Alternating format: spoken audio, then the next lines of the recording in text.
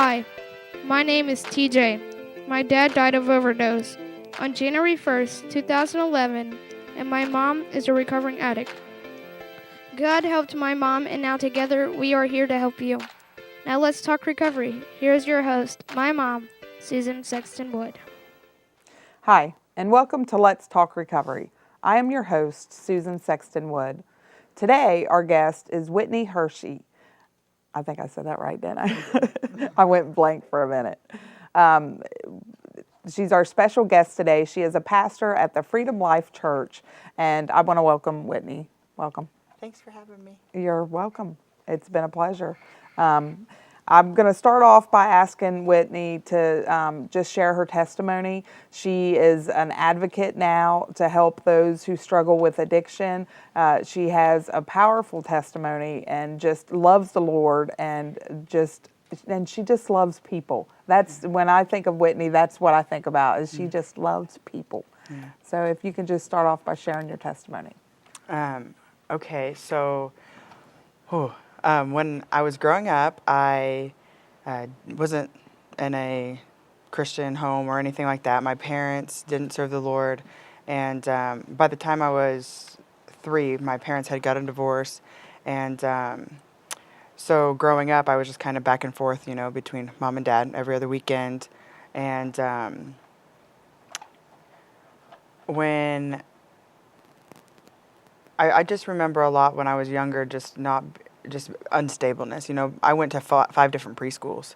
That's a lot for a young kid. And so my family moved from Bern to Winchester by the time I was 8 years old. And my mom and my stepdad at the time had gotten married. And so we were finding some sort of stability. But what I hadn't realized is I remember my biological father just not showing up a whole lot. And at the time, I didn't understand why. He was supposed to come get my sister and I on the weekends, and he wasn't there. He just wouldn't show up. And I now know because he had gotten pulled over for DUIs and stuff like that, drinking and driving, and had gotten put in jail and things like that. But when I remember when I was 12 years old, there had been a lot of, from the time I was young all the way up until I was 12, a lot of physical abuse, a lot of verbal abuse from my father. And I had grown up just really feeling like he didn't want me, just because he wouldn't show up on those weekends. He never came to a basketball game or to a Girl Scout event, or, he never showed up for anything special. And so just growing up, I felt abandoned. I felt like I wasn't important to him. And just very rejected and alone, even though I had my mom and my stepdad. And so by the time I was 13 years old, we had my father and I had an altercation at a family function, and that did not go well. And so my mom had taken us from the home and said, you're no longer seeing the girls until you can get some help. And he chose not to get help. And so from 13 to 17, I didn't see my dad. And so not a phone call for a happy birthday, not a nothing. And when you're a young girl, the only thing you want is your dad's attention, and you want his approval, and you want him to so desperately love you. And so at the age of 13, I started cutting myself and seeking anything and everything that would fill the voids in my heart, that would make me feel accepted, that would make me feel loved. And so by the time I was 15, I had gotten into a relationship with a boy, and became very promiscuous. Just entering worlds that I didn't really even realize that I was entering at the time. And at the same, which is kind of weird, at the same time as I was doing that, my cousin was attending a church, which is Freedom Life now, and him and his friends had been going there, and he said, Whitney, why don't you just try to come one time? And my mentality was, I'll go for the guys. And that, I wanted somebody to fill that spot that my dad just never could. And so I went to youth group that night, on a Thursday night, and I thought, well, this is kind of cool. So, I kind of tried it out for a little bit, and it was like a month before I turned 16 years old, and started doing that, started going to school, playing church, or going to church, playing church, didn't really have a relationship with the Lord, but just going to fit in somewhere. And that happened for a couple months. I gave my heart to the Lord in September of 2006. And when I did, I still didn't understand about the relationship with God. So I still had this relationship with this guy, and still continuing in very promiscuous things, and it got really, really dangerous for myself. I was willing to walk away from everything that I loved. I was very passionate about kids, and I was willing to walk away from kids. I was willing to do anything, whatever he wanted me to do. It was very controlling, very consuming, and I remember a moment. It was scary because I think I realized that I was addicted to sexual things, and that scared me because it's like, what, you don't know what that can lead to. And I remember a moment coming to my pastor and just asking if he could help me. Like, he kind of knew they couldn't stop anything what I was doing, and so I became very vulnerable with him and just said, "Can you help me?" And so I cut off that relationship, lived with him for a couple weeks, so him and his wife could like walk me through some stuff. And when that happened, I still had mental things, I still had visions of things. I still had all kinds of stuff that I was just still struggling with, even though I was no longer in the relationship. And so I went to a conference in Hamilton, Alabama, and I was still struggling with the filling the void, like I still so longed to be wanted and to be needed and to be accepted. And I went to Hamilton, Alabama, and I remember in one moment we had 7 services, and it was the last service, and I just told the Lord I didn't want to go home the same. But it was the last service and nothing happened. And I remember in an instant, I felt the presence of God like I never felt before. And I physically felt chains fall off of me. And I went home that weekend knowing that the Lord accepted me, that I belonged to Him, and every thought that I had was gone. And so I was 17 at the time, and so that started my relationship with the Father. And so as I continued to learn and to grow, I didn't quite understand or get healing from everything right away. So by the time I was 19 years old, some things happened with a very close family that I was very close with. And they told me, they said, "Whitney, you're no longer, you can't come around anymore. You can't do this." And I understood why. But again, it was like the sting of rejection, of the not being wanted. And so when that happened, I flew to a homosexual relationship. And I was in that for about a year and a half. And I finally got out of that. I actually went to ministry school in Alabama, and went there for a while, got delivered from a lot of things, and got my mind transformed, and just became founded on the Word of God, who God says He is, the presence of God, and just getting my heart so healed from the things of my past, and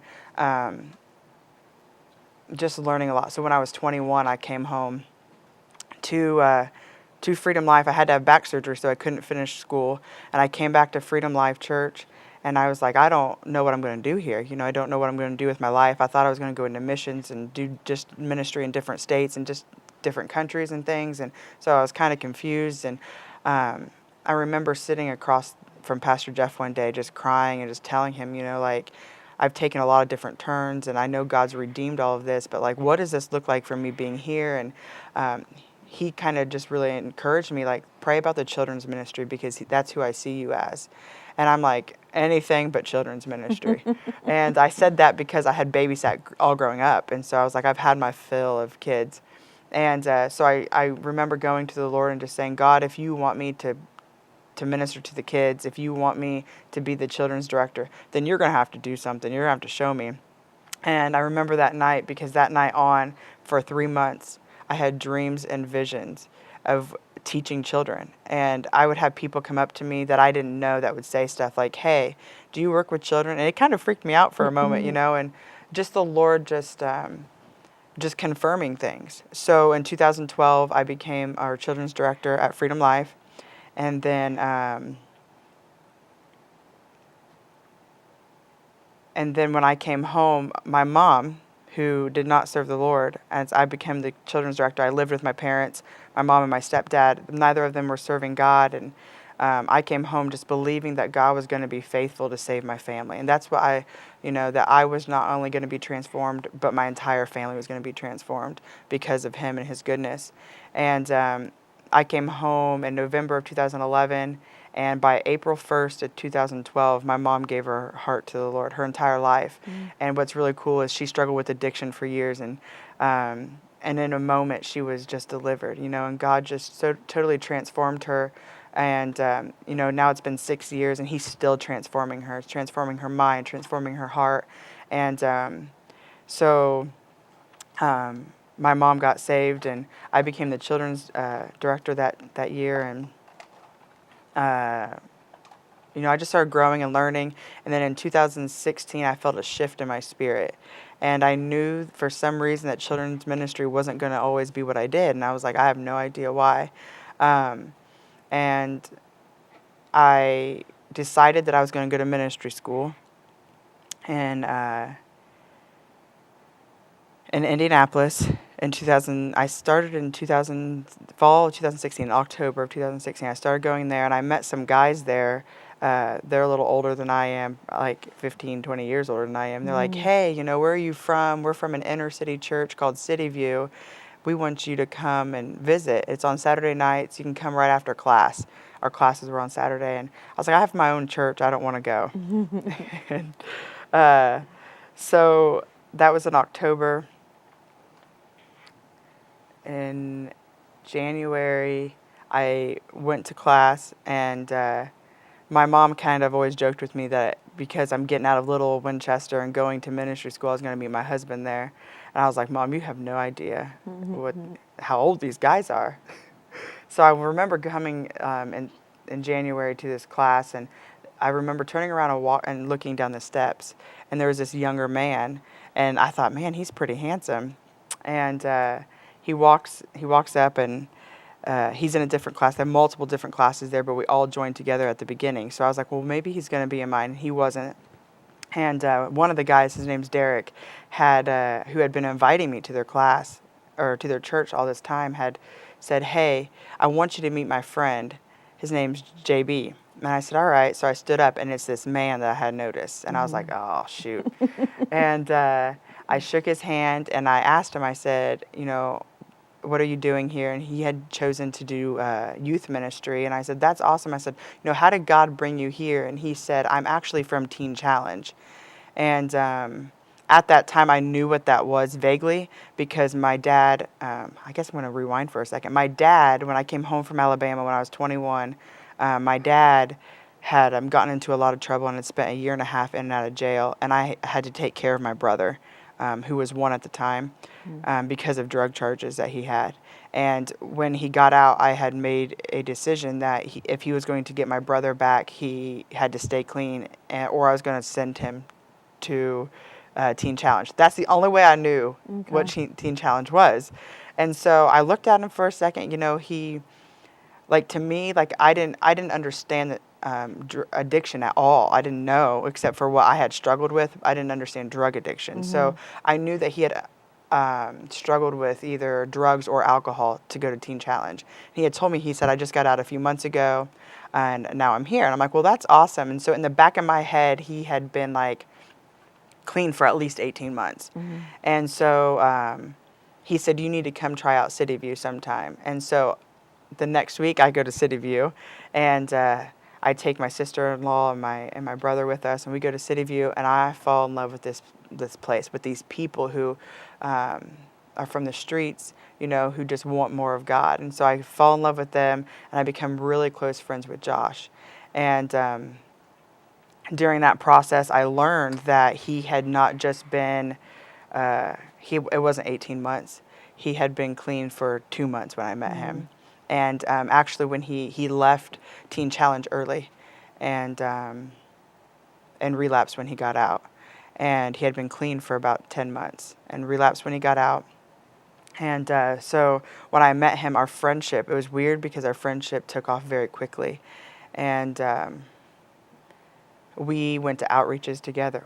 We loved on people together, and he opened my world to a whole new place that I never knew about. And we just, I don't know how to explain it. We loved the Lord so much that that when we were together, we just went and loved on people. And through the process, I think I knew, and I knew by April I was going to marry him. And I was like, this is it. Like, we had kind of talked about it, but he was in a program called the SWAT program. He didn't get out until June of the following year. So we had talked about that and what that kind of looked like. And by July of 2017, July 11th, I got a phone call that that he had overdosed in the bathroom and he had died. And I didn't believe him. I mean, I had just been with him on the 7th or something like that. And so I didn't believe him. And when they called me, I said, no, he didn't. I was like, what really happened? And they said, no, Whitney. Like, they found all this stuff with him. And I remember going there, and just the mourning process was so difficult, and losing somebody you love so desperately. And but God's good, and he's faithful, and he always uses the yucky stuff to bring out the good. And that's what's good about the Lord, is he used that situation. At the time, I really wasn't involved in anything, with Unchained Praises or just anything in our community that was helping people who struggled with addiction. And I wasn't involved in that. And I remember after that happened, I remember just thinking that I wasn't going to let what he taught me, the love that he showed people. He would just stop in the middle of anywhere we were and just talk to people and just paid attention to them, and gave them an ear to hear. And I was so busy all the time, I didn't do those things. And he simply taught me to just pay attention to people and to love them well. And I wanted to do that. And so I started getting involved with a group called Briannas Hope in Winchester.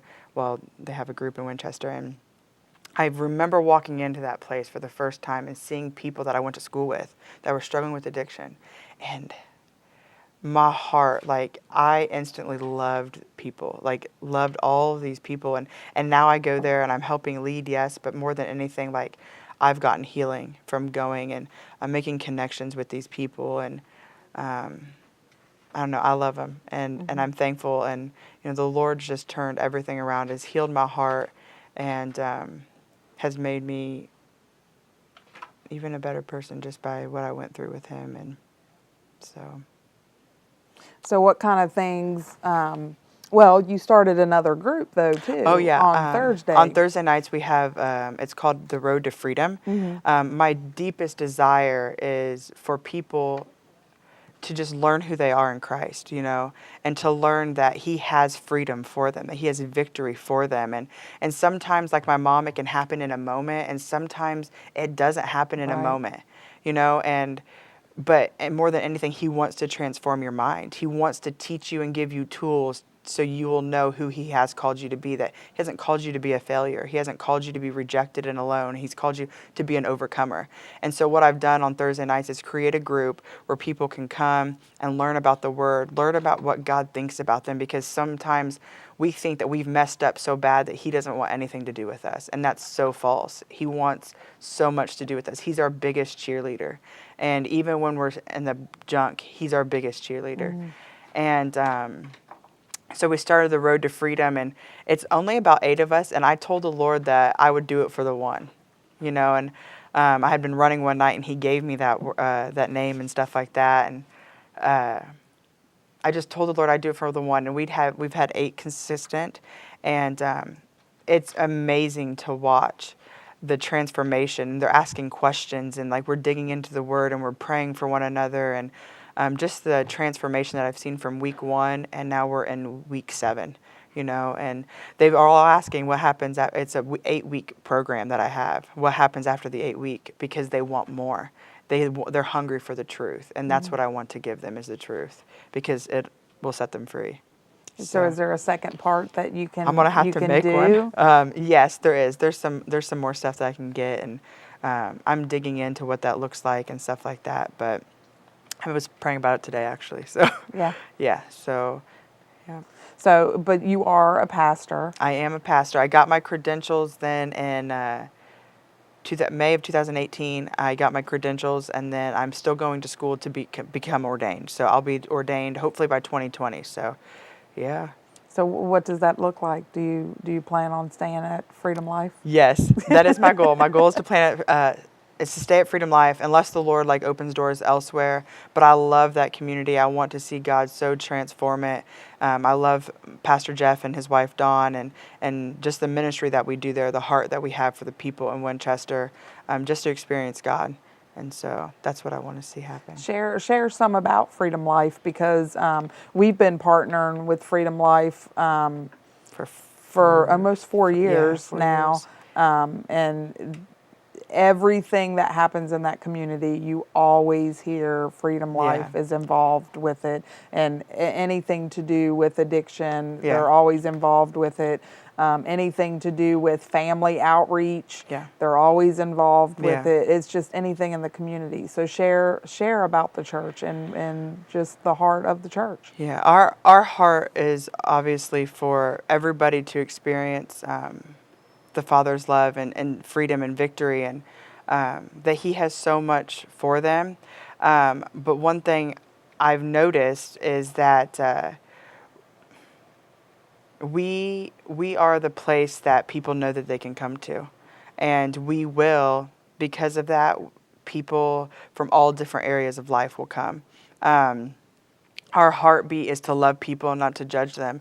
You know, you see a lot of churches close the doors, or if to certain people, if you don't change before you come, or you're struggling with something, then they don't want anything to do with you. And we will.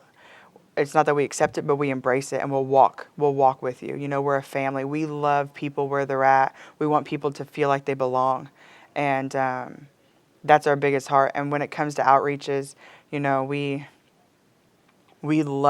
desperately love our community, and we want to fill needs. We want to be where, wherever there's a need, we want to be there. We want to help fill that, whether it's our Taco Tuesday where we serve hundreds of, 100 people sometimes, but our bigger events have been 300 to 400 people on a Tuesday night. We'll give out free tacos because that's a need in our community, where we're giving out school supplies, where we're making fun events where we can get families together, because the family is the most important. It's just not mom and dad, because in reality, when mom and dad are struggling, so are kids, you know, so are grandma and grandpas. And so our whole goal is to bring the families together where we can connect with them and help them grow as a family. And that's our biggest thing. So wherever there's something in Winchester, we'll make sure our people are there.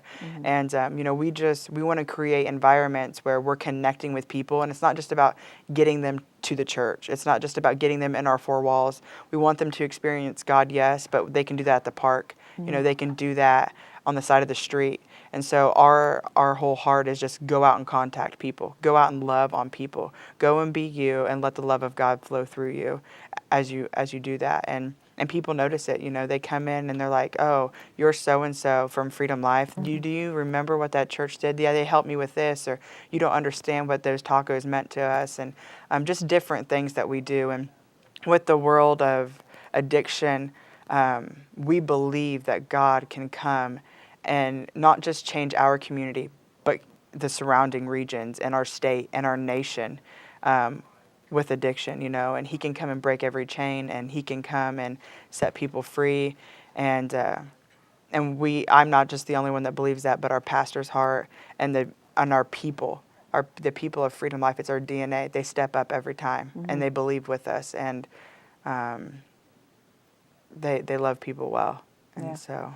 And Thanksgiving, you guys Oh, do yeah. a huge Thanksgiving thing. Yes, we do a Thanksgiving outreach where we feed 400 to 500 families. And so it's completely free. We deliver to some people. People come in and eat at the church with us, but it's a big deal. And it's our favorite time of the year because it's a need, you know. People don't have families to go to. People don't have certain things, you know, they just can't get somewhere, or they don't have the finances to make a meal. So some places will deliver 12 to 15 meals because Right. they can't afford to feed all of them. Mm-hmm. So we'll do that for them, and that's okay. And Right. so, and we have people from our church who, I think we have 4 or 5 people from our church who will go and just minister at the jails and just different things. So we have people in all areas of our Right. community, at the schools and different things like that. So Yeah. yeah. And even if they don't know the name of the church, it's the one by Walmart. Yeah, it's the one by Walmart and the little Y, the V. So the Brianna's Hope meeting that you're involved in, Brianna's Hope was started, and there's, I think, 32 meetings. I believe Yeah. there are 32 chapters now. Yeah. It's a young lady that passed away from overdose, and Pastor Randy Davis started Brianna's Hope, and so it's a meeting it was meant for the struggler, but it's turned into a meeting for anyone who wants to Yeah. attend the meeting. Yeah. And so you're there to help share something that you've seen positive out of the meeting. Yeah. I'm sure there's a lot of positive, but pick one thing that you've just seen, like something life-changing. One thing I love about that meeting on Monday nights is that it's a family, and people really feel like when they're struggling, they can be real with us.